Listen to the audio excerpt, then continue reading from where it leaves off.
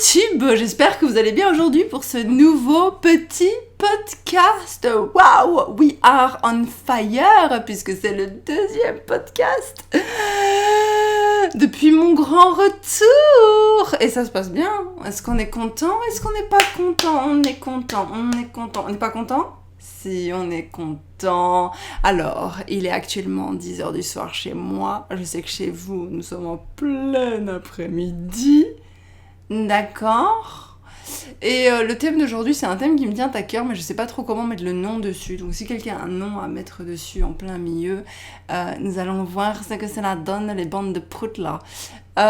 Donc en fait, mon thème pour aujourd'hui, vous l'avez sûrement vu dans le titre, vous l'avez sûrement vu dans la miniature si vous êtes sur YouTube. Mais je sais que c'est flou, d'accord? Écoutez-moi bien. C'est trop bête, ça va commencer avec une story time. Pour que la flouterie se défloute, d'accord? Donc en gros... Juste avant de commencer, je voulais vous dire que j'ai écrit un livre et vu les retours hyper touchants et positifs auxquels je m'attendais absolument pas, je me suis dit qu'il fallait que je vous en parle. En bref, c'est l'histoire de Laure qui se retrouve propulsée dans un monde où la société ne s'est jamais développée et en plus elle a perdu ses gosses, donc bon. Elle doit vraiment apprendre à naviguer ce monde en oubliant quasi tout ce qu'elle connaît. Le but pour moi et celui du lecteur aussi est d'exposer l'impact de la société sur notre mode de pensée et de vie. Est-ce que ce qu'on juge normal est finalement si normal que ça? C'est à vous de le découvrir avec De Sable et de Sang de Mandarine Roxane, oui c'est moi, dispo en Kindle ou en papier à 15€ seulement sur Amazon. Lien dans la description. On a parlé dans le live précédent, dans le podcast précédent, on a parlé du fait d'avoir l'impression que pour pouvoir réussir dans quelque chose, il faut le faire à fond et depuis très longtemps pour pas avoir l'impression de s'être trompé de vie. C'est de ça qu'on a parlé. Les absents ont tort. Je vais pas réexpliquer, non je rigole. Réexpliquer en commentaire si jamais c'est nécessaire. Quoi qu'il en soit, vient en parallèle de cette sensation que quand t'as pas choisi une discipline tôt dans ta vie, par exemple le piano, le chant peut-être, la gymnastique, tu vois, t'as pas choisi une discipline dans ta vie assez tôt. Quand je dis tôt, je parle forcément 6, 7, 8, 9, 10, 11 ans, avant les 14 ans on va dire. J'ai décidé ça de façon complètement aléatoire, c'est complètement arbitraire, d'accord ? Et ben, en fait, tu peux plus, au stade où t'en es quand t'as genre 20 ans, ou 30 ans, ou 40 ans, plus ça va, plus c'est compliqué, on va dire, mais tu peux plus prétendre à cette discipline de façon excellente. Tu peux plus prétendre à un certain... L'image bug ou je rêve? Tu peux plus prétendre à un certain niveau d'excellence au niveau de la discipline que tu voudrais faire.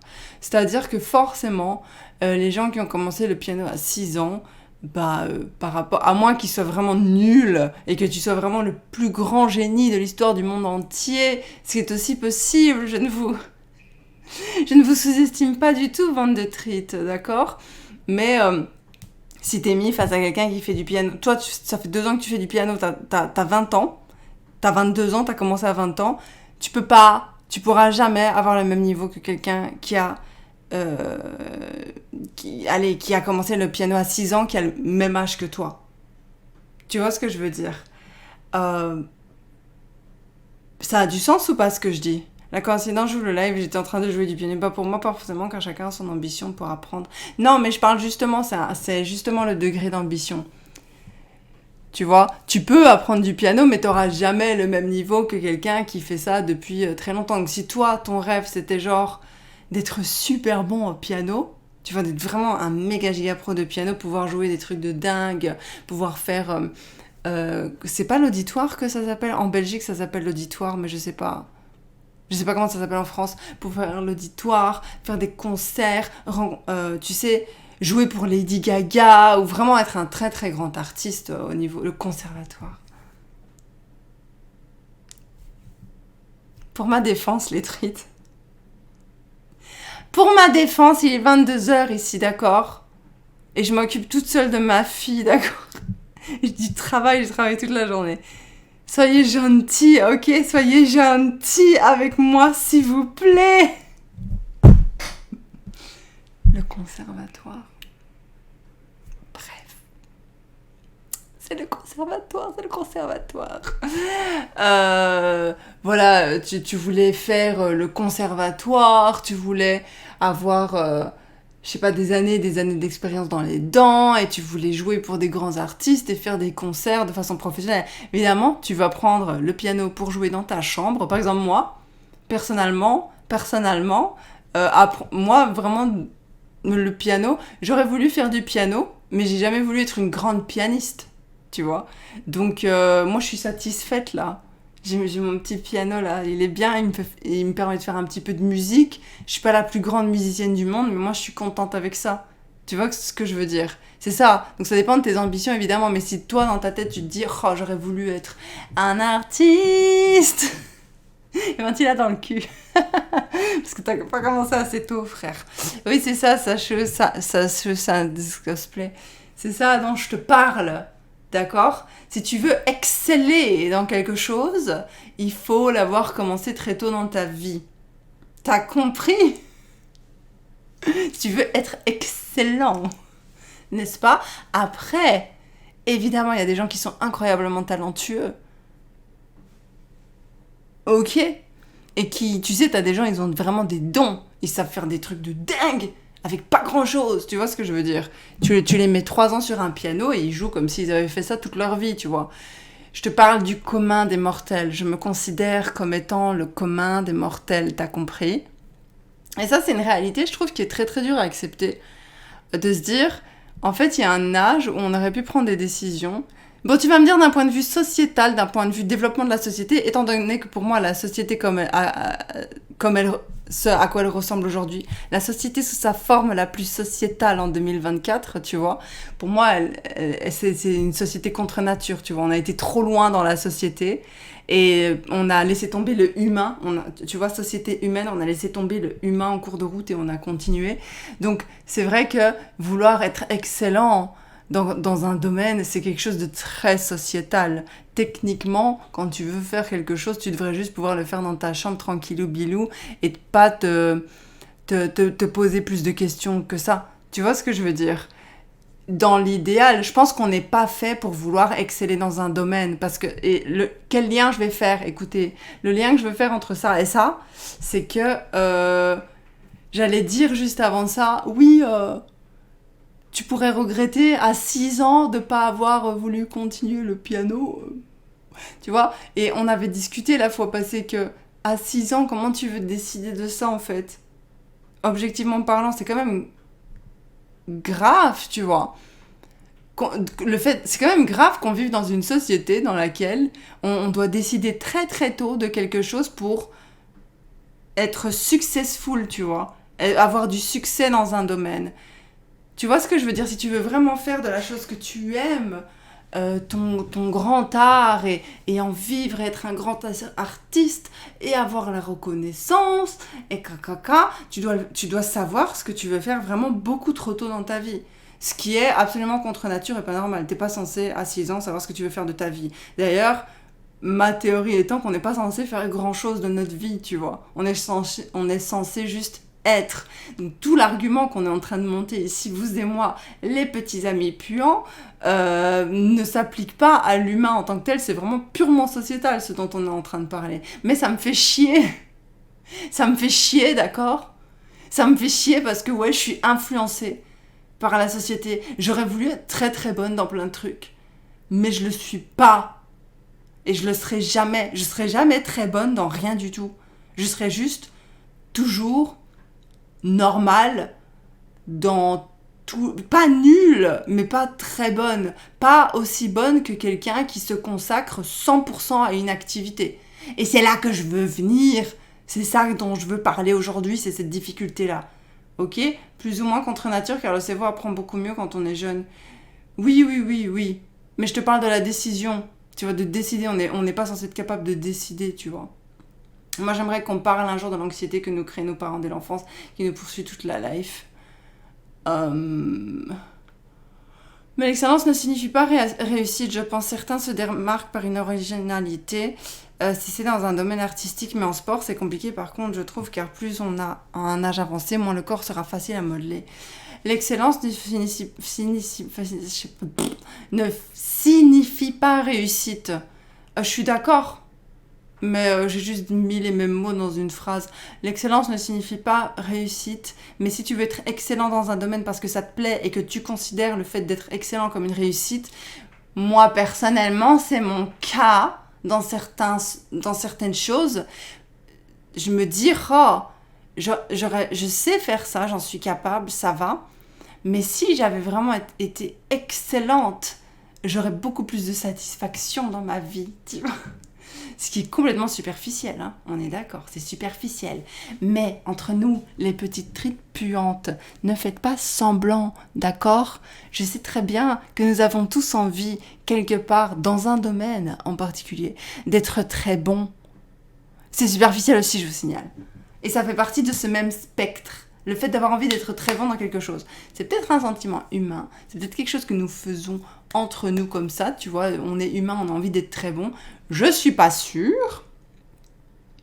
Dans la BD, par exemple, c'est pas les meilleurs dessins qui sont forcément dans l'excellence. Oui, mais tu parles de BD. Tu parles pas de dessin. Tu vois ce que je veux dire ?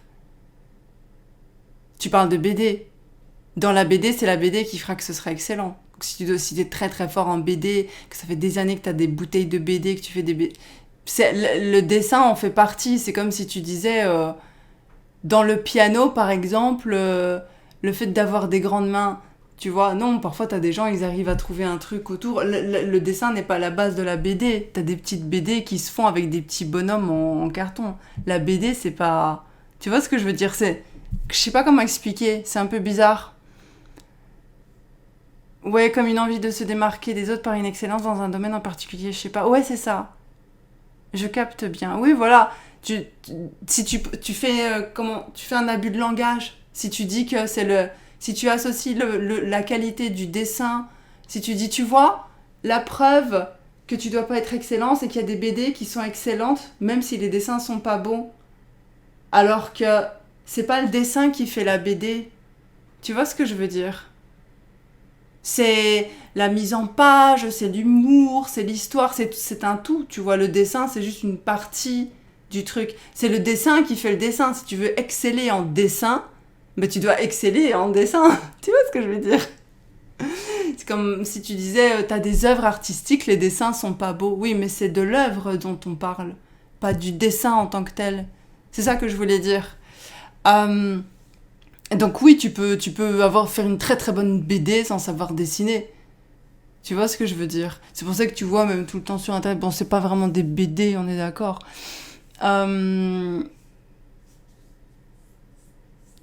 Pourquoi quelqu'un cite One Punch Man comme si c'était moche ? C'est moche One Punch Man ? C'est pas moche, c'est normal. C'est normal. Le plus important, c'est l'investissement que tu mets dedans. Par exemple, le mangaka de SNK avant-après. On voit une grosse évolution du rythme de publication soutenu et une immersion totale dans le milieu. Oui, mais c'est pas les dessins de SNK qui ont fait qu'SNK a percé. Tu vois ce que je veux dire ? C'est pas les dessins. Les dessins peuvent faire partie de la personnalité du truc, mais si c'est juste le dessin, ça perce pas. Le dessin n'est pas la raison pour laquelle une BD va percer ou non. Ça peut en faire partie, mais voilà quoi. Mais je te parle de la qualité du dessin. Parce que l'art du rap disait tout à l'heure qu'il y a des BD qui sont excellentes sans que les dessins soient beaux. Mais c'est juste pour expliquer. Bon, c'est un débat stérile, hein, on est d'accord. Hein. Mais c'est juste que je voulais juste exprimer le fait que ce qui fait qu'une BD est excellente, c'est pas juste le dessin, c'est pas juste l'histoire, c'est pas juste la mise en... C'est toute une discipline, la BD. C'est pas... La discipline de la BD n'est pas juste le dessin. Sinon, ce serait juste des dessins, pas des BD. Tu t'aurais parlé de dessin, mais tu parles de BD. Tu vois ce que je veux dire ? La BD, c'est une discipline à part entière par rapport au dessin. Le dessin, on fait juste un petit peu partie, tu vois. C'est comme quand tu cuisines. Savoir cuire en cuisine, c'est important, mais c'est pas juste la base. Tu dois savoir couper les aliments, tu dois savoir les mettre ensemble. Tu vois, la discipline de la cuisine, c'est pas juste savoir faire cuire un truc. Tu vois ce que je veux dire ? Je sais pas si ça a du sens, peut-être ça veut rien dire. Oui, mais ça prouve que l'évolution est possible. Ça prouve que l'évolution est possible, mais ça veut pas dire que les dessins de SNK à la fin du manga sont excellents. En plus de ça, le gars, il a une équipe entière de gens derrière, tu vois. Donc c'est pas juste lui. Son manga est excellent. Vous savez que c'est mon manga préféré, c'est mon œuvre préférée. C'est une de mes œuvres préférées, on va dire, mais ça a été mon œuvre préférée pendant très longtemps. Je l'adore, d'accord. Mais quand tu regardes les dessins, même à la fin de SNK, c'est très bien, mais c'est pas excellent, tu vois. Le manga est excellent. Point. Tu vois ce que je veux dire? Il y en a un qui s'appelle Treat 4. Ça va, Treat 4? T'as un problème, Treat 4? Tu viens dans le chat, Treat 4? Tu viens faire la treat? On peut avoir un dessin pas ouf et une histoire tellement prenante qu'on aime, car les mangas les plus connus ne sont pas avec les... Ben non, pas du tout. C'est pour ça, tout ça pour dire, bref, on clôt le débat sur le fait que le dessin ne fait pas la BD ou le manga ou l'animé ou le dessin animé. Ça en fait partie, mais c'est pas que ça, tu vois. C'est un tout. Le fait d'exceller en dessin est totalement subjectif, non? Bah oui et non, ça dépend ce dont tu parles. On avait eu un débat il n'y a pas très longtemps sur ça. Ça, c'est le débat de l'art, d'accord? C'est un autre débat. Mais sur l'art, pour moi, l'art et le dessin, c'est pas la même chose. Donc, si tu veux exceller en dessin, dans ma tête, ça veut dire que tu excelles en technique de dessin. Et là, c'est pas subjectif, non. Pour moi, quelqu'un qui excelle en dessin, c'est quelqu'un qui peut dessiner des choses hyper réalistes, qui a beaucoup de techniques, beaucoup de connaissances en technique, qui a beaucoup de contrôle de son doigt. Moi, j'appelle ça des techniciens. Je sais pas si c'est correct en français, mais en art, t'as les artistes et t'as les techniciens. Et t'as les techniciens qui sont aussi des artistes, et t'as des artistes qui sont juste des artistes et qui sont pas du tout techniciens, et t'as des techniciens qui sont juste techniciens et qui sont pas du tout des artistes. C'est pas la même chose. Donc toi, si tu dis que l'excellence en dessin est subjective, tu parles d'art. Moi, je parle vraiment de technique. Tu vois? Je relance une phrase pour... l'excellence, c'est pas forcément la réussite. Ça dépend. La réussite, c'est toi qui décides c'est quoi la réussite. Oui, ça c'est dans ma tête, hein, le truc des techniciens et des artistes. Mais pour moi, c'est très très réel, hein, ce truc-là. Tu peux être un artiste, bien réussir en étant un artiste sans avoir aucune technique. Tu vois, ou vraiment les techniques de base, tu vois. Les techniciens sont de bonnes photocopieuses, je trouve. Exactement, tu vois, les techniciens, c'est les mecs qui savent te dessiner moi, là maintenant, de façon hyper réaliste. Ce qu'un artiste serait peut-être incapable de faire, mais ça n'enlève en rien à un artiste, c'est le fait qu'il est un artiste. C'est pas aussi une norme qui est imposée de vouloir toujours plus et quoi? Attends, il manque un mot. Plus est humain, visée, excellence. Tu avances toujours bien dans tes cours de dessin d'ailleurs. Mais ils n'ont pas commencé mes cours de dessin. Mais j'avance bien, c'est gentil de demander, merci. J'ai pas compris ta phrase, ça, Shushan. L'excellence, c'est pas aussi une norme qui est imposée de vouloir toujours plus, est humain. Le fait de vouloir toujours plus est humain. J'ai compris ta phrase, excuse-moi. Et viser l'excellence comme la société. Oui, bah, c'est ce que j'ai dit en début de live. Hein. Je sais pas si t'étais là, mais j'ai dit la même chose à peu près, je pense. Et moi, où je voudrais en venir avec ce débat, d'accord? Je sais que vous êtes en train de vous dire, mais où est-ce qu'elle va avec ça? Je vais vous dire où je vais avec ça. Écoutez-moi bien, c'est très important. C'est l'heure de la story time. T'as compris? C'est la story time. Il y a plusieurs story time. Il y a quelques années, quand j'ai fait mon emboli, je sais, j'en parle tout le temps, quand j'ai fait mon emboli pulmonaire, quand j'ai fait mon emboli pulmonaire, j'ai dû commencer à prendre soin de je, t'as compris? Et en voulant prendre soin de je, j'avais encore mon poids à la maison, le poids étant ma petite fille. Vous allez comprendre le lien bientôt, soyez patientes, les trides puantes. Il y avait ma petite fille à la maison et c'était dur. Parce que je devais m'occuper d'elle, je m'occupais d'elle quasiment toute seule parce que moi qui travaillais beaucoup. Je voulais aussi faire YouTube, je voulais continuer ma chaîne YouTube. Je crois que c'était la période... Ouais, c'est la période où je révisais mon livre. Et je voulais prendre soin de moi. D'accord ? Je voulais manger bio. Et je voulais aller à la salle. Mais je devais aussi m'occuper de ma maison. J'avais mon mari. Pas que je devais m'occuper de mon mari, mais bon, il existait. Tu vois, c'est sympa de se voir de temps en temps quand on vit dans la même maison, tu vois. Et alors, je me rappelle avoir cette discussion avec mon meilleur ami, Piu Piu. Je l'appelais et je lui disais, en fait, tu dois choisir.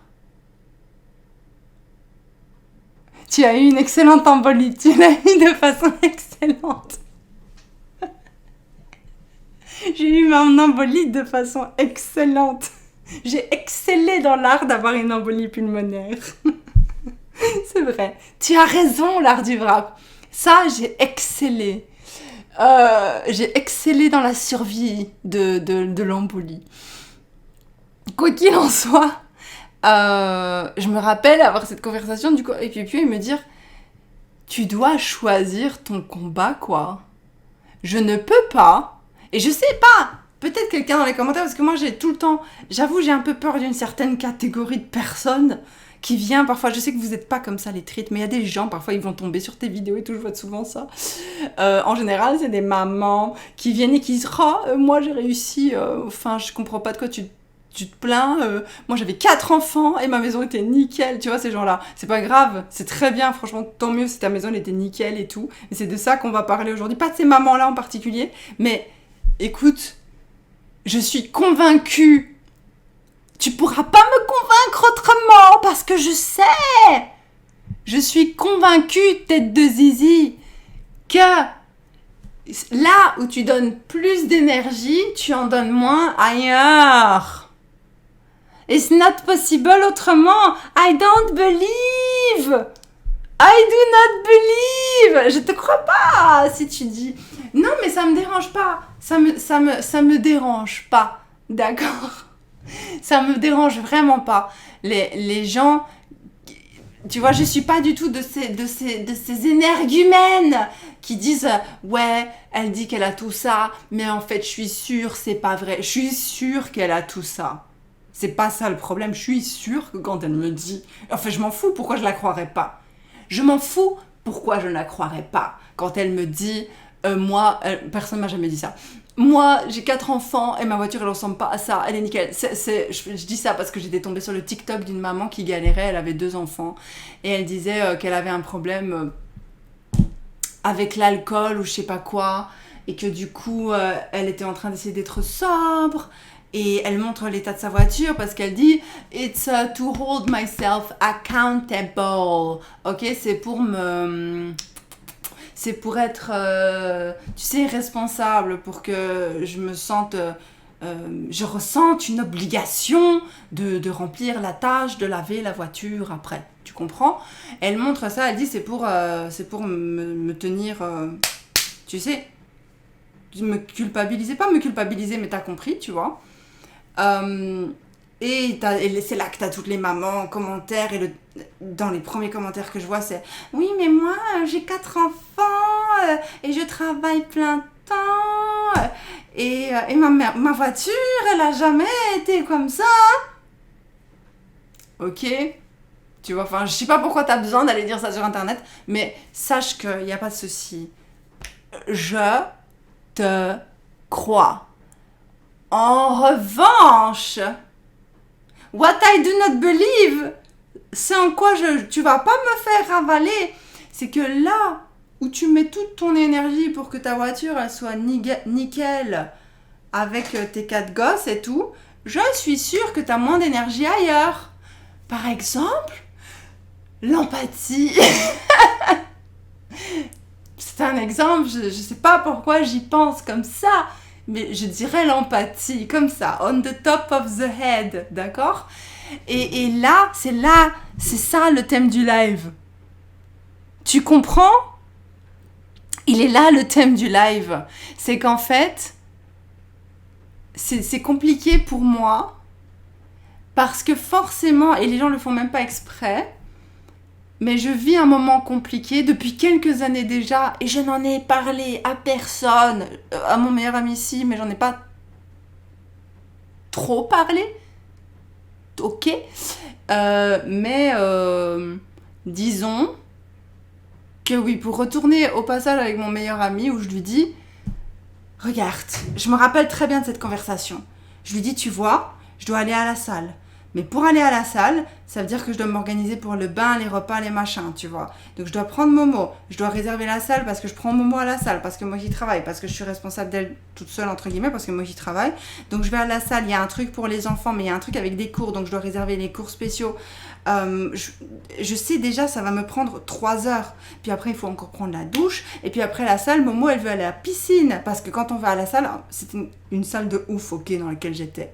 C'était une salle de ouf dans laquelle j'étais. C'était une salle, ça s'appelait Lifetime. Si vous connaissez pas Lifetime, il y a plein de salles comme ça à travers les États-Unis. C'est un truc... voilà quoi, il y a des piscines, des jacuzzis, des saunas. La salle, c'est un truc de dingue. Enfin bref. Des cours gratuits, tout ça. Et du coup, il y a une piscine pour enfants après. Donc forcément, je sais que si je prends poids à la salle... Il va falloir la mettre en maillot, la changer. Vous vous rendez compte? Réfléchissez bien avec un petit enfant. Déjà, toi, tu dois te changer, te mettre en maillot, prendre ta douche, caca. Je dois prendre une douche avant d'aller dans la piscine. Je dois reprendre une douche après avoir été à la piscine avec la petite. Puis je dois rentrer. Je dois encore aller faire les courses. Et je veux manger bien. Donc il faut cuisiner. Ça veut dire, quand tu veux manger bien, ça veut dire que tu dois cuisiner et tout. Et je dis, mais moi, ma journée, elle est déjà passée, en fait. Rien que parce que je dois aller à la salle, il me reste que ma matinée. Parce que je veux aller à la salle pour ma santé.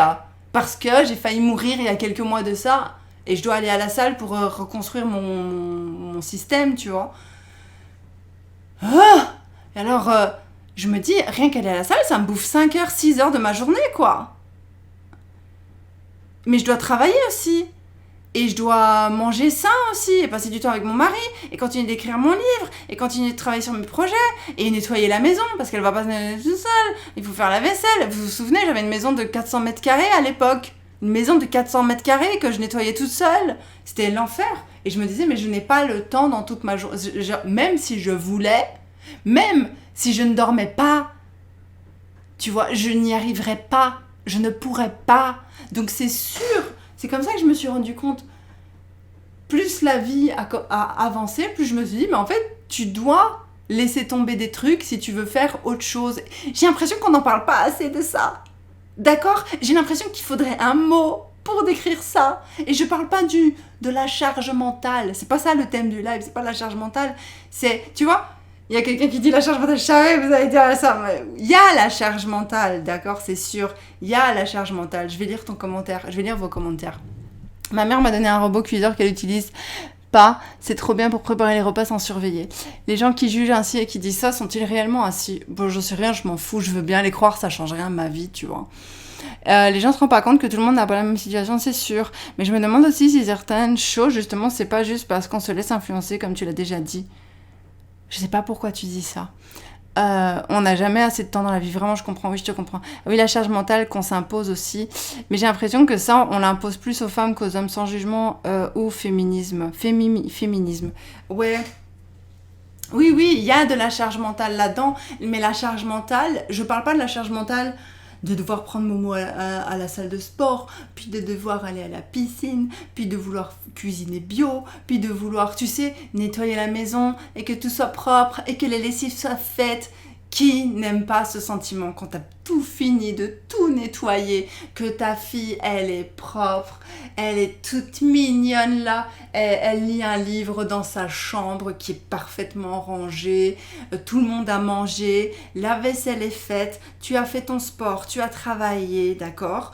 Et tu t'assois. Qui n'aime pas cette sensation, d'accord? On veut tous. Et donc la charge mentale, ok, on va dire qu'elle est là, tu vois, elle existe, cette charge mentale. Parce que tu as envie que tout soit fait, parce que tant que tout n'est pas fait, ça te fait chier, tu vois. Oui, c'est une charge mentale. Mais moi, vraiment, le truc qui me gratte dans un coin du cerveau, plus que la charge mentale, parce qu'elle est évidente, c'est le fait, en fait, que tu vas t'asseoir. Et moi, je vais regarder les gens autour de moi. J'avais une amie aux États-Unis, d'accord? C'était la maman d'Antoine. Vous vous souvenez d'Antoine? C'est le petit garçon qui a frappé Momo. Voilà, c'était la maman d'Antoine. C'était une très bonne amie à moi à l'époque. Mais voilà. Et donc cette maman-là, il faut savoir que c'était une femme incroyable. C'était quelqu'un qui... je crois qu'elle gagnait... c'est pas pour parler de chiffres et tout, mais c'était une boss lady, d'accord? Elle gagnait beaucoup d'argent. Elle était brillante dans son métier, d'accord? Et alors je l'ai rencontrée et elle avait son mari et son fils et elle avait l'air hyper active avec tous ses amis. Elle donnait l'impression de... Elle donnait pas l'impression, c'était réel. Elle sortait tout le temps avec des amis. Moi déjà, je comprends pas comment t'as un enfant de 2 ans et t'arrives à sortir, hein. Mais tant mieux. Mais moi, ça me paraît irréel, mais ok. Donc elle sortait, alors moi je voyais tout le temps qu'elle sortait. Et puis, tu sais, elle arrivait au parc avec son fils. Et moi je l'attendais. Moi j'étais là comme une cloche, tu vois, j'étais assise comme ça. Et elle arrivait avec son PC, son téléphone, son mug plein de... Je sais même pas ce qu'il y avait dans son mug parce que je sais qu'elle boit même pas de café, genre elle boit pas de caféine et tout, tu vois. Je me moque pas. Et je me disais, mais comment elle fait, tu vois? Et oui, je sais que c'est une impression. Je sais. Je sais que c'est une impression. Et plus j'ai appris à la connaître et plus elle m'a laissé rentrer dans son intimité, plus j'ai compris comment elle faisait. Elle délaissait beaucoup de choses dans sa vie au profit des choses qu'elle priorisait. Tu vois ce que je veux dire? Non, elle n'était pas juste organisée. Il y a plein de choses en fait qu'elle voulait faire. Après, quand tu creuses un peu, c'est pas juste elle travaille, elle a son fils et tout, tu vois. En fait, par exemple, elle voulait faire du sport. Elle était fort en surpoids, tu vois. Moi, je trouve pas ça, voilà. Mais elle voulait absolument maigrir, tu vois. Ben, elle savait pas. Elle avait pas le temps de faire du sport. Et puis, elle allait... par exemple, elle avait tendance... Et c'est pas du mommy shaming hein, que je fais pas du tout. C'est juste que tu dois choisir ton combat, en fait. J'ai appris après qu'elle était du genre, en fait, quand elle voulait partir en week-end avec ses copines... elle engageait une prof à l'école pour garder le petit et le petit allait chez la prof à l'école, ce qui est une très très bonne idée en soi, tu vois. Mais je me dis, faut avoir envie, tu vois, de laisser son enfant et il faut arriver à s'amuser quand ton enfant est avec... Et c'est pas du tout du shaming, hein, si vous y arrivez, franchement tant mieux, mais je sais elle avait du mal. Par exemple, elle me disait après... qu'elle était triste, que ça lui faisait mal au cœur, tu vois, mais qu'il fallait qu'elle choisisse. Pour elle, les relations sociales, c'était importantes. Tu vois ce que je veux dire?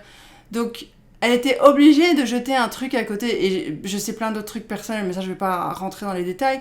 Mais en fait, elle était obligée pour avoir le truc qu'elle voulait, donc c'est-à-dire le business qui tourne et tous ses potes et faire plein de sorties, bah, elle était obligée sur le côté de sacrifier autre chose.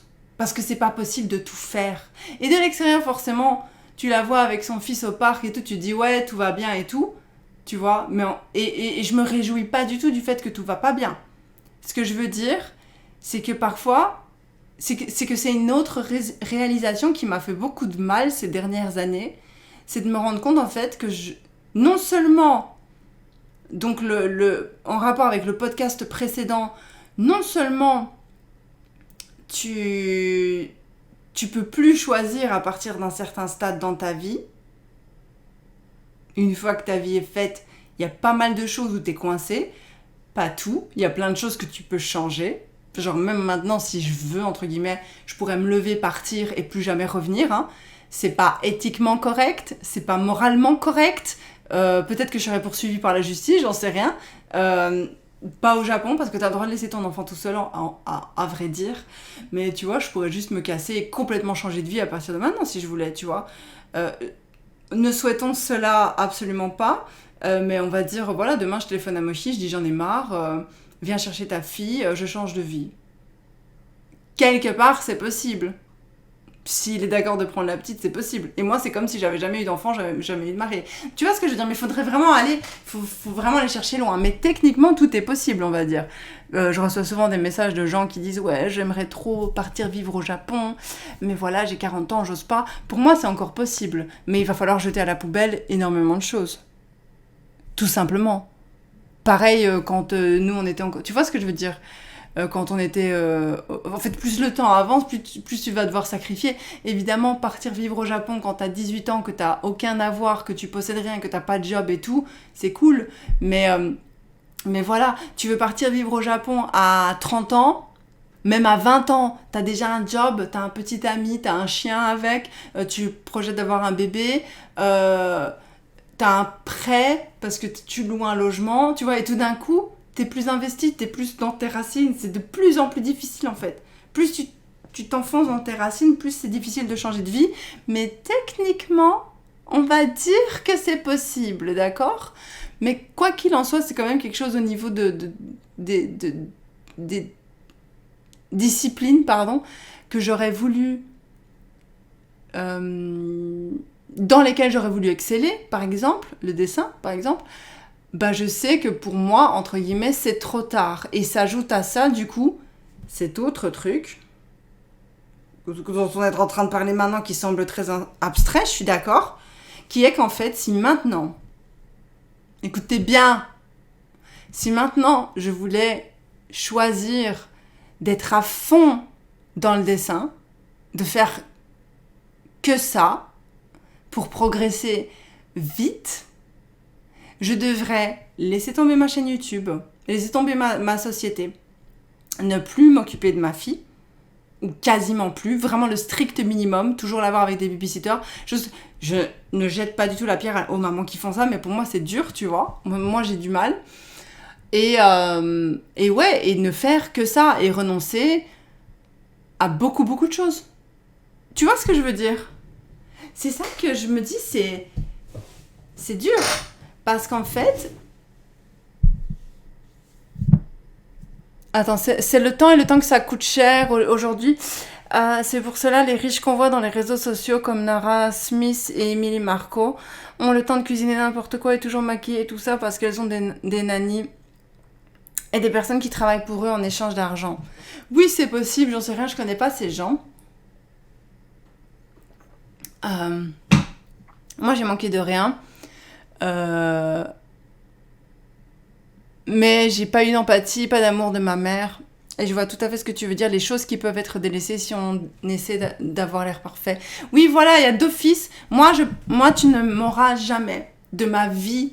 Tu ne pourras jamais me regarder dans le blanc des yeux et me dire « j'ai fait tout ça et j'ai rien laissé tomber ». Je te crois pas. Parce que c'est pas possible. Tout simplement. Parce que c'est juste pas possible. C'est comme si tu me disais, moi je sais voler dans le ciel. Sans avion, sans rien. Moi je souffle très fort vers mes pieds et je m'envole. C'est la même chose. Quand tu me dis ça, j'entends ça. J'y crois pas. Et vous ne devriez pas y croire non plus. Et je le dis ça dans le sens, c'est pas que vous devriez pas y croire en mode, ouais, les gens sur les réseaux sociaux, ils mentent. Parce que vous savez très bien que je suis complètement contre ça. Je suis contre regarder quelqu'un et me dire, ouais, mais sûrement qu'il ment, sûrement que c'est pas vrai, et me sentir bien en fait du fait que son truc, il est pas vrai. La question, elle est pas là. La question est juste... de se rendre compte juste pour soi-même que c'est pas possible. C'est pas important de savoir si les gens savent le faire ou pas. C'est de se rendre compte que c'est pas réaliste. Tu vois? Et alors je parlais du coup, maintenant on peut revenir, tu sais, là c'était la conversation avec Piu Piu. Mais là on revient à récemment où j'appelle une très bonne copine à moi et je lui dis ouais, j'en ai marre, j'ai l'impression, ça vous dérange si je vais chercher un coupe-ongle, j'ai un truc dans le doigt là. Non, je vais finir mon podcast quand même. C'est pas... Tu vois, là, je fais le sacrifice pour pouvoir mener à bien mon podcast. Je fais le sacrifice de laisser le truc dans mon doigt. C'est très gênant. Et tu vois, ça, c'est comme ça. Il faut toujours choisir, d'accord? Quoi qu'il en soit, c'est la vie, tu vois. Donc, je pars avec ma copine, et ma copine, c'est une ancienne youtubeuse, d'accord? Ah, c'est gênant. Et je le mange en plus, berk. Ma copine est une ancienne youtubeuse, d'accord? C'est quelqu'un, je vais pas citer de nom, mais c'est quelqu'un qui était au top du YouTube game, d'accord? C'est quelqu'un qui était dans les vidéos de Squeezie et tout, d'accord? Elle était au top du YouTube game, elle faisait des millions de vues par vidéo. Tout le monde savait qui c'était. Elle a quitté parce qu'elle en a eu marre, ok? Et on discute et tout. Et alors, du coup, elle sait hein, ce que c'est. Elle sait. On discute et alors je lui explique ça. Je lui dis, je suis très frustrée en ce moment, d'accord? Parce que je voudrais faire plein de choses, mais je sais que chaque chose que je veux faire demande un sacrifice d'un autre côté. Et quand je regarde la vie que j'ai aujourd'hui, je vois pas ce que j'ai envie de sacrifier. I don't want to sacrifice, ok? Je veux pas jeter des choses à la poubelle. Donc tout ce que je peux faire, c'est sacrifier mon désir de faire la chose que je voulais faire. Parce que, et ça c'est un autre truc dont je voulais vous parler, pour faire quelque chose de vraiment bien, il faut s'y mettre à fond. Ça c'est pas nouveau, hein? Je vous apprends rien. Ça, moyennant la discipline, on est d'accord. Mais si demain tu veux réaliser un court-métrage et que ça mette pas trop longtemps, tu dois quand même faire ça tous les jours pendant un certain temps. Et ne pas faire globalement, dans la mesure du possible, ne pas faire les autres choses. Parce que ton temps, tu as besoin de l'avoir complètement injecté dans ton projet. Tu vois? Et je lui dis ça. Je lui dis, ah, j'ai des projets et tout. Mais je dois vraiment trouver un moment dans ma vie où je ne peux faire que ce projet-là. Parce que je sais que sinon ça va pas aller. Et alors elle me dit, ouais, tu vois, mais moi pareil, moi j'ai cette même sensation. En fait, c'est pas qu'elle avait pas compris, c'est qu'elle avait interprété complètement autrement. Elle a interprété d'une façon qui m'a un peu, pas choquée, mais je me suis dit, ça tombe, il y a beaucoup de gens qui pensent comme ça. Vous savez comment elle a interprété, bande de trites puantes? Elle a dit, ouais, mais moi je sais pas, je pense que j'ai pas assez d'énergie, parce que je suis anémique aussi, c'est vrai, elle est anémique. Je suis anémique aussi, nanana. Et quand je vois tous les gens, genre je vois Léna Situation faire plein de trucs et tout, je me dis, mais où est-ce qu'ils trouvent cette énergie? Et moi je sais très bien où ils trouvent cette énergie-là. Ils font pas les autres trucs. Léna Situation, c'est son métier, elle fait que ça. Tu vois ce que je veux dire? Elle fait pas les autres trucs. Elle fait que ça. Et tout le monde lui dit qu'elle ne fait que ça. Qu'elle passe pas trop de temps, tu vois, dans les autres trucs. Et mais c'est même pas la question qu'il y a des gens qui font pour elle, c'est qu'elle ne fait que ça. C'est comme, je repensais, tu repenses à quelqu'un de successful et tout, à un certain âge qui a vraiment travaillé sur un projet et que ça lui a pris tout ce temps. Je me rappelais une interview de Miley Cyrus, ok, qui expliquait qu'elle avait même pas le temps de bouffer. Elle avait pas le temps de bouffer. Pourtant, tu la vois, tu dis, putain, Miley Cyrus, elle fait du sport, elle a une silhouette d'enfer, elle fait de la musique, elle produit sa musique, elle part en tournée. Bah oui, c'est son travail. Les autres trucs, elle ne les fait pas. Genre manger, un truc basique, apparemment, elle fait pas. Genre son équipe doit lui rappeler de bouffer. Tu vois? Oui, on a tous des réserves d'énergie, c'est sûr. Mais... Et on n'est pas égaux devant les réserves d'énergie. Mais dans tous les cas, il n'y a personne, à moins que tu tombes vraiment sur l'être humain avec le plus d'énergie. Tu vois ce que je veux dire? C'est un truc, je suis désolée, c'est un truc qu'on met pas souvent en perspective. Hein. On n'en parle pas souvent de ça. Je crois que j'ai jamais entendu quelqu'un parler de ça. Et c'est de cette frustration-là que ce podcast y sort. Mais je sais pas de quoi je suis en train de parler. Enfin si, je sais, mais j'ai pas les mots. J'ai pas le mot. Il faut un mot pour définir cette sensation-là. Ce problème-là, c'est un problème de société, tu sais. C'est un problème de société. Donc ce que je disais, à moins d'être la personne qui a le plus d'énergie du monde, comme là, il y a quelqu'un qui dit, ouais, il y a un monsieur qui a pas dormi pendant plusieurs années. Ok, si c'est vrai, ok. Mais ça, c'est un cas sur des millions, voire des milliards. Tu sais, les Léna Situation et compagnie, ça reste des gens normaux. Miley Cyrus, ça reste une personne normale. Hein. Je suis sûre, elle a ses règles aussi. Hein. Elle a des jours où, hormonalement parlant, ça va pas. Tu vois ce que je veux dire? Tout le monde. Tu vois, on n'est pas égaux, donc il y en a qui fonctionnent mieux que d'autres, c'est sûr. Mais j'ai l'impression que cette variante, elle est disproportionnée dans la tête des gens. Quand j'ai entendu mon ami me dire ça, en mode « Ouais,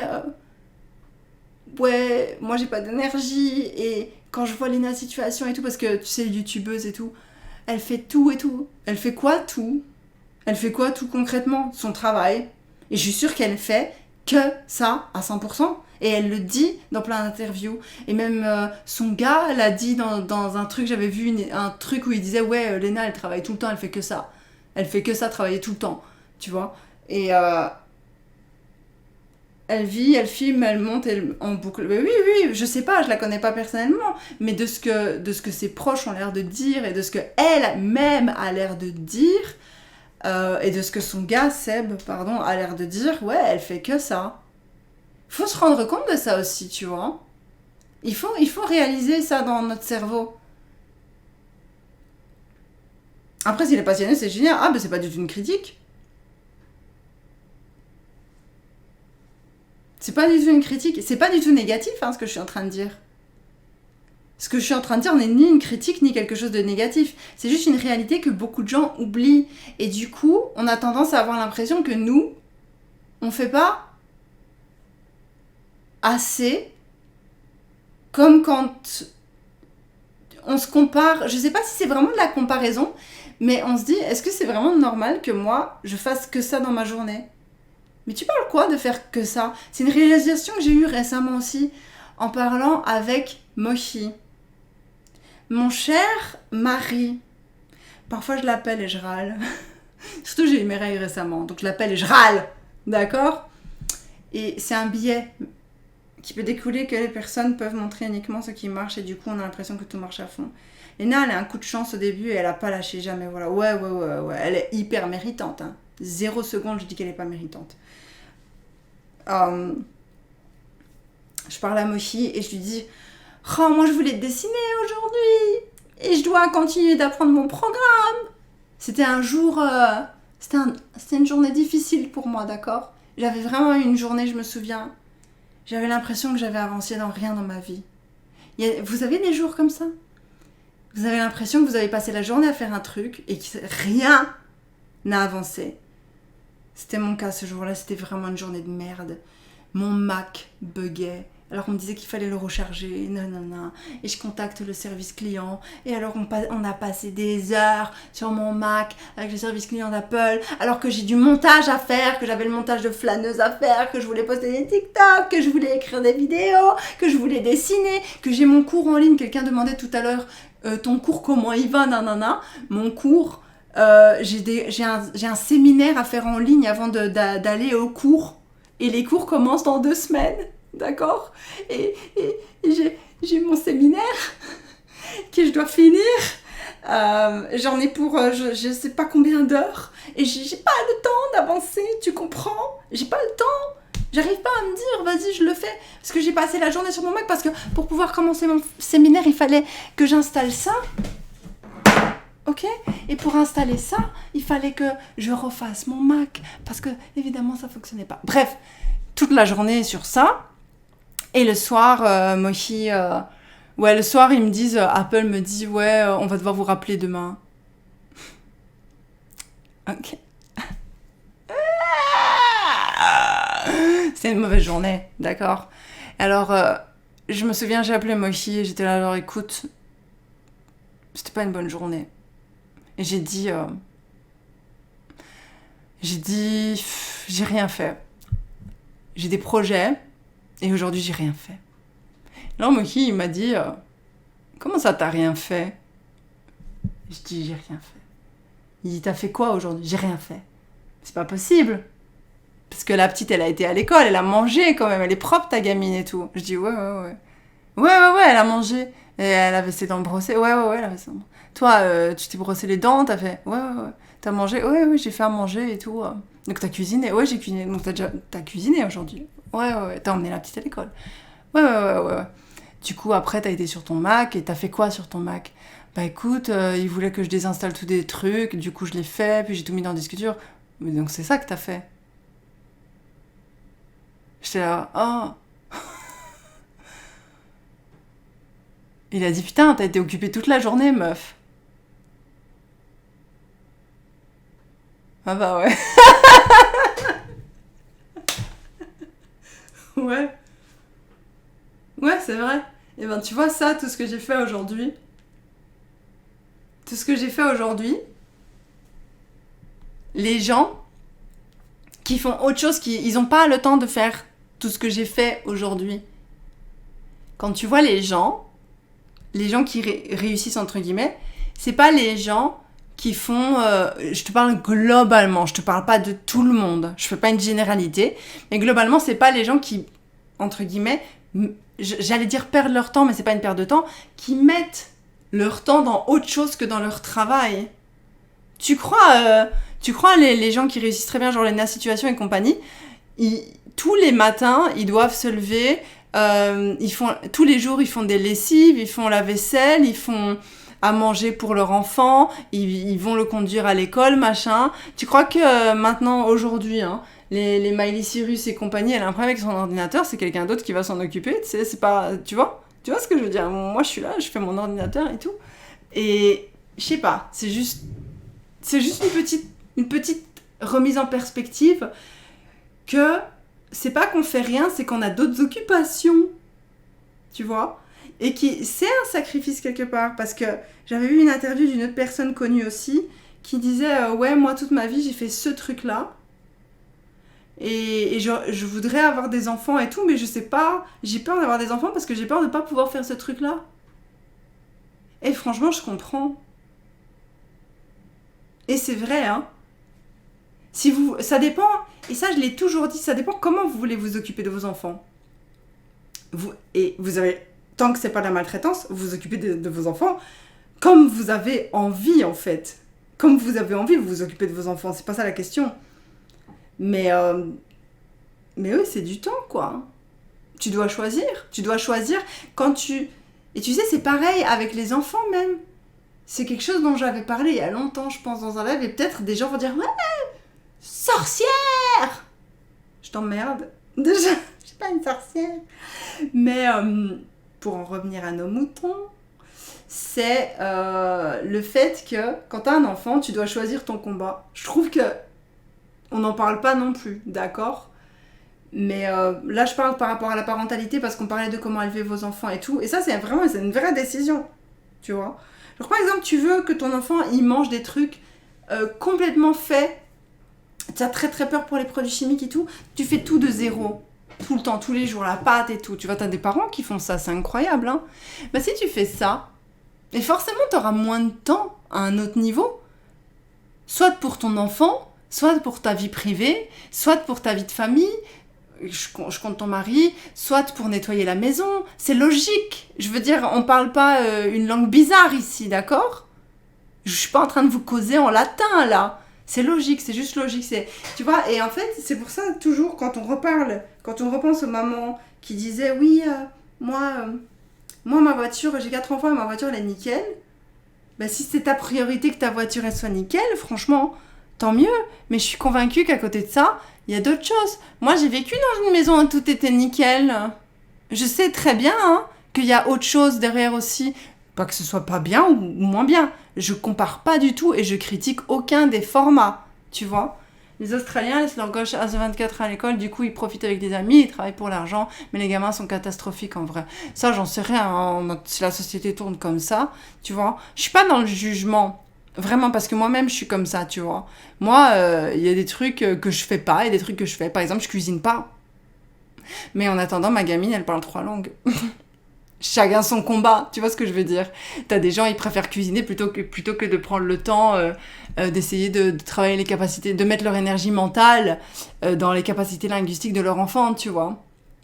Ou bien, tu vois, ma maison est correcte, tu vois, au niveau de l'ordre et tout, mais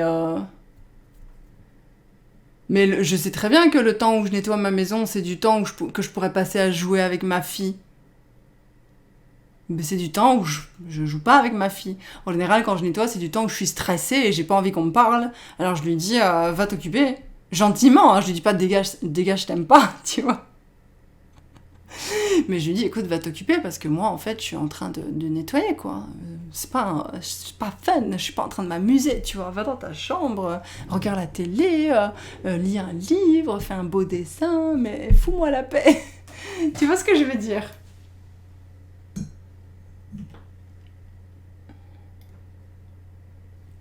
Donc, il y a des choix à faire. Si tu veux que ta maison soit propre, oui, bah, tu passes moins de temps avec tes enfants, c'est sûr. Et c'est très important que ta maison soit propre. Donc, dans la mesure du salubre, tu vois. Donc, tu dois faire. T'as des gens, tu vas les voir passer plein de temps avec leurs enfants, mais en attendant, à la maison, c'est peut-être le chaos, tu vois. Mais c'est pas grave, si les gens s'épanouissent là-dedans, je m'en fous. C'est pas la question. La question n'est pas dans le jugement. La question, pour faire la conclusion de ce dont j'essaie de débattre avec vous aujourd'hui, c'est pas vraiment un débat, c'est juste une pensée. La chaîne s'appelle Les Pensées de Zoé, je vous rappelle. C'est plus... La question, elle est plus... Le débat, aujourd'hui, il est plus dans le sens... On parle pas assez du fait qu'il y a un choix à faire dans tout. Et qu'en fait, c'est très logique, mais personne n'en parle. Et si on en parlait plus, je pense qu'on serait tous beaucoup mieux dans notre peau. On normaliserait beaucoup plus le fait que t'as des mamans qui font tout.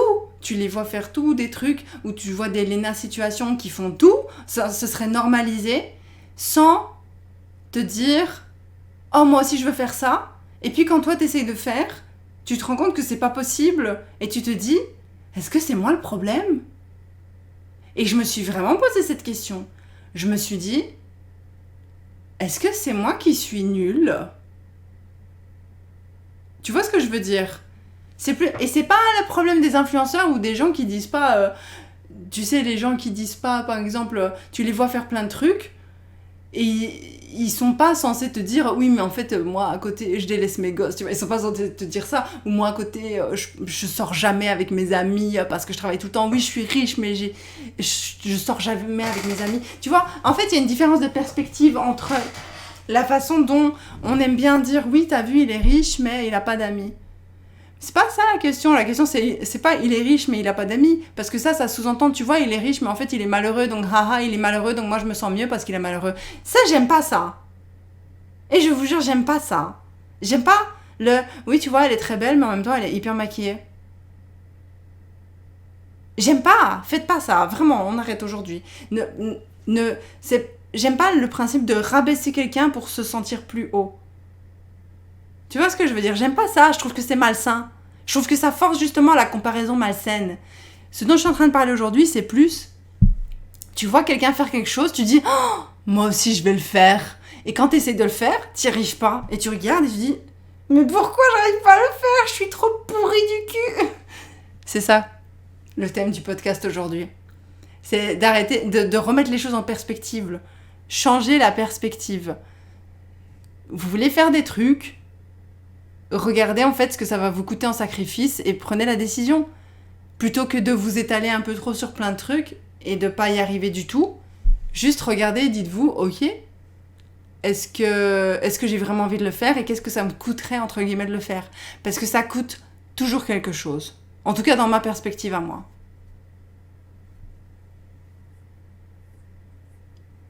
Je suis arrivée en cours de route aussi. Ah, tu comprenais pas. Maintenant, tu comprends ? Est-ce que tu comprends ? On parle des sacrifices. Ouais, on parle des sacrifices et de la perspective par rapport à ces sacrifices. Et tout ça.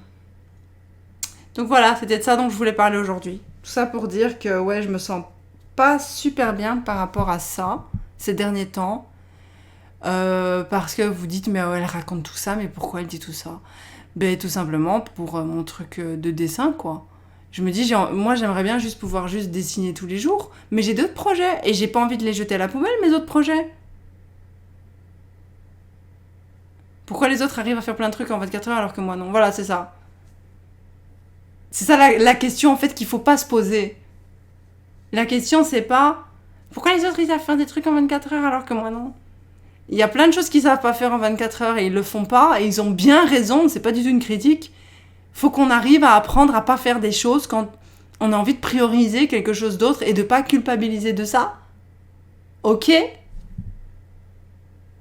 C'est une bonne phrase, ça, non? C'est une bonne mentalité. Arrêtez de culpabiliser de ne pas faire tout. Et choisissez votre combat. Choisissez ce vers quoi vous avez envie d'aller. Et ne regardez plus les autres en vous disant « Ouais, il dit qu'il a tout ça, mais en fait c'est sûr qu'il n'a pas tout ça. » On s'en fout qu'il ait ça ou qu'il n'ait pas tout ça. La question n'est pas là. La question est « Je regarde cette personne, elle a obtenu ça. Je trouve ça bien. Je trouve ça very good. C'est pas que j'ai envie de ce qu'il a, mais je me dis « Putain, c'est pas con ce qu'il a fait. Je pourrais faire pareil. » Tu vois, par exemple, on parlait de Lena Situation. On prend Lena Situation qui a fait son truc de vlog, qui a construit une marque autour de ça, Tu regardes Lena Situation, toi, t'es chez toi dans ta chambre, tu te dis « Oh, j'aime bien. Moi aussi, j'ai envie d'avoir une chaîne YouTube sur la technologie. » Rien à voir avec Lena Situation, du coup. Hein. J'ai envie de faire les réseaux sociaux, mais sur la techno. Tu vois, elle porte des sacs de marque et tout. Moi, je pourrais avoir des iPhones, avoir des ordinateurs. Tu vois, tu penses comme ça. Puis t'essayes de le faire, mais à côté de ça, tu dois t'occuper de tes enfants. Tu vas à l'université, tu vas absolument avoir ton diplôme, donc tu continues l'université. Puis t'as toutes ces petites choses, parce que t'as des trucs de la vie, tu vois, t'as ton chat, t'as ton machin, tu vois. Et en fait, toi, tu veux tout prioriser, parce que toi, t'as l'impression dans ta tête qu'elle priorise tout également. Ce qui n'est forcément pas le cas, puisque tu vois bien qu'elle a des problèmes de santé même, et que ça ne va pas, parce qu'elle priorise tellement son travail, que même sa santé passe après. Mais ça, on le voit qu'après, tu vois. Et ça, c'est la bonne recette pour se rendre malade, psychologiquement et physiquement. Tu vois, clairement, elle ne fait pas tout. C'est sûr. Elle fait principalement les choses qui sont liées à son boulot et sûrement d'autres choses à côté. Tu vois, elle ne fait pas que ça, mais globalement, on va dire que 80% de son temps, c'est son métier. Tu vois ce que je veux dire ? Et c'est là que tu te rends compte que si toi, déjà, 70% de ton temps, donc on va dire 50%, 50% de ton temps, tu vas à l'UNIF, 50% de ton temps, t'as ta petite copine avec qui tu veux passer du temps, 50% de ton temps, tu fais du babysitting pour gagner un peu d'argent. Ouais, c'est chaud, quoi. T'as déjà 50% de ton temps qui est parti. T'as besoin, pour réussir, de 80% à 90% de ton temps, donc 90% de ton temps, pour réussir dans un projet vraiment. Et je le sais, quand j'en parlais avec ma copine, justement au téléphone, qui disait « Ouais, mais t'as vu, les autres, ils font plein de trucs. » Et j'étais là genre « Meuf, t'as fait ça, je lui disais. Enfin, je lui ai dit ça, quoi. Je lui ai dit, si, tu sais très bien, quand toi, je lui ai dit, quand tu faisais des millions de vues sur YouTube, 90% de ton temps, fieu, donc 90% de ton temps, c'était YouTube. Je le sais. Moi aussi, quand je réussissais très très bien sur YouTube, on va dire que... Bon, moi, j'ai toujours eu ma petite fille hein, depuis les débuts, depuis que j'ai commencé YouTube très sérieusement, après la naissance de ma fille. Donc, j'ai toujours eu poids. Donc, j'ai jamais pu aller à 90% dans mon travail. Mais j'ai toujours été à 50-60%, on va dire. Mais quand j'étais à 50-60%, hein, je faisais que ça. Hein. Je faisais bébé, travail, bébé, travail, bébé, travail, bébé, travail, bébé, travail. Et je me délaissais complètement également. J'ai fait une embolie pulmonaire. J'ai failli mourir. La meuf qui le plaint dès qu'elle peut. Tu vois ce que je veux dire ? Donc je sais très bien. Et même ça, c'était pas suffisant. Et elle faisait que ça. Elle tapait des millions de vues. Tu vois ce que je veux dire ? Enfin ouais, c'est chaud quoi, c'est chaud. Elle a dit oui, c'est vrai, en fait, je faisais que ça quoi. Et j'ai dit, les autres qui réussissent, ils font que ça. Tous les autres qui réussissent, ils font que ça. Tu les vois pas faire autre chose. Globalement, c'est pas... Et tu vas trouver l'exception qui confirme la règle, tant mieux. Mais moi, j'y crois pas trop, voilà. Parce qu'il y a 24 heures dans une journée, et on est tous humains.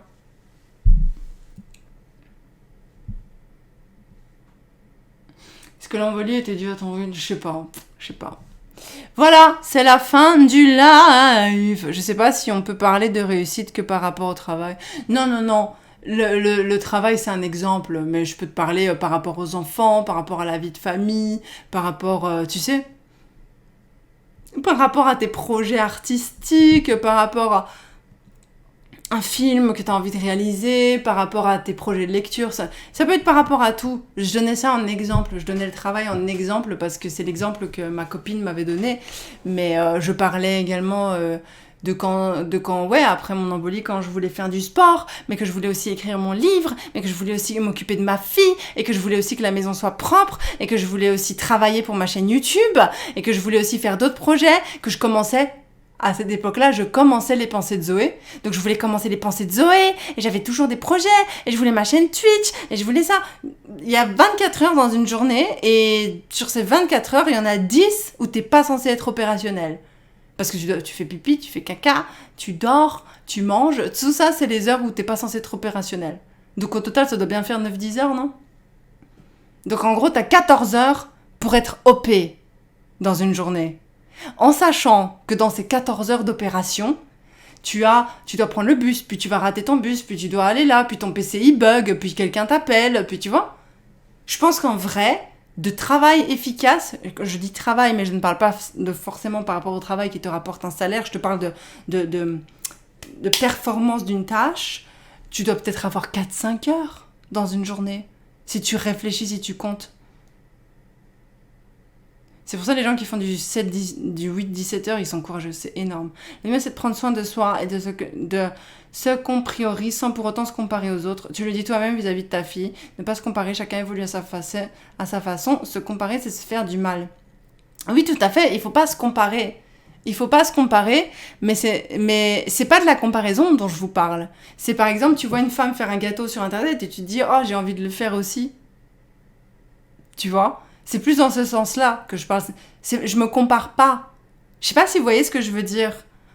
Je sais que c'est facile de tomber dans le truc, oui, il faut pas se comparer, et oui, de toute façon, les autres, ils disent qu'ils ont, mais en fait, ils ont pas. Ça, c'est deux trucs, vraiment, les gens, ils ont... Enfin, c'est très facile de tomber là-dedans. Mais c'est pas ça. C'est s'inspirer. Ouais. Je sais pas. J'ai du mal à faire la différence pour la comparaison. Mais je sais pas, c'est peut-être de la comparaison. C'est peut-être de la comparaison, mais c'est pas de la comparaison en mode il a ça et je le veux et je suis jalouse. Tu vois ? C'est plus dans la comparaison. Je sais pas si c'est la comparaison, non. C'est juste, t'es inspiré par quelque chose, t'essayes de le faire et tu te dis juste c'est pas normal que j'arrive pas à le faire. Tu vois ? C'est comme si tu vois quelqu'un, si maintenant je fais ça et tu me vois faire ça sur Internet et toi tu te dis oh putain c'est trop cool, elle sait faire ça. Et tu veux essayer, tu dis moi aussi je veux le faire. Et t'essaies de le faire et t'arrives pas à le faire. Et tu dis, il y a un truc qui cloche chez moi. Pourquoi j'arrive pas à le faire ? C'est de la comparaison ? Je sais pas. Question ouverte. Je sais pas si on peut appeler ça de la comparaison. C'est plus, je regarde les autres, ils font des trucs et je me dis putain, j'ai aussi envie de faire des trucs. Tu vois ? Ah, il fait des trucs. Moi aussi j'ai envie de faire des trucs. Et du coup t'essaies de faire des trucs. Et puis, t'es démotivé, Inakira. T'es démotivé parce que quand t'essayes de faire le truc, tu te rends compte que tu dois échouer quelque part ou négliger quelque chose dans ta vie pour arriver à faire le truc. Et tu dis, putain, je suis pas bon pour faire ce truc. Et tu te dis, je vais pas le faire. Bref, c'est la fin du live. Parce qu'on va pas tirer le truc en longueur, ça sert à rien. Je sais pas comment on pourrait appeler ce live, je vais réfléchir. Je sais pas comment appeler ce thème, personne n'a proposé quoi que ce soit de probant. Bande de proutes puants. Quoi qu'il en soit, je vous fais des bisous, j'espère que ce live vous a plu. J'espère que ce sujet vous a intéressé. Moi, c'est un sujet qui me tient à cœur, dans mon petit cœur. Un titre putaclic, j'en ai un. Ah, vas-y, donne du titre putaclic. Bisous les tritounettes, poil aux pètes, je vous aime. Merci pour ce petit live, merci pour cette conversation. Oh yeah, oh yeah.